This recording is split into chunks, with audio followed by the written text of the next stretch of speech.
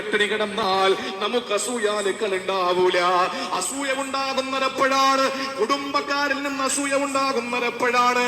മകളെ നല്ല നിലയിൽ കെട്ടിച്ചയക്കുന്നത് കാണുമ്പോഴാണ്. പൊന്നുമോനെ വിദേശ രാജ്യത്ത് പോയി വിസ എടുത്ത് പോകുന്നത് കാണുമ്പോഴാ. വീട്ടുമുറ്റത്ത് സൗഭാഗ്യത്തിന്റെ മനോഹരമായ അടയാളങ്ങൾ കാണുമ്പോഴാണ്.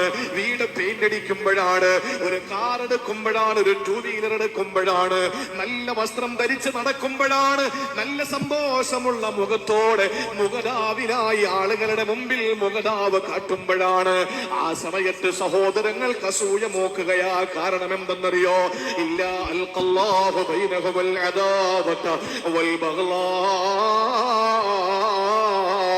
അവരുടെ ഇടയിലെ ശത്രുതയും കോപവും വൈരാഗ്യവും അസൂയ കാരണം ഉണ്ടാകുന്നത്. ദുനിയാവിന്റെ സൗഭാഗ്യങ്ങൾ തുറക്കപ്പെടുമ്പോഴാണ് എന്ന് ആദരവായ റസൂല് പറഞ്ഞത് ഞാൻ ഓർത്തിട്ട് കരഞ്ഞതാ എന്റെ സഹാബ. ഉമർ റളിയല്ലാഹു തആല കരയുകയാ സഹോദരങ്ങളെ.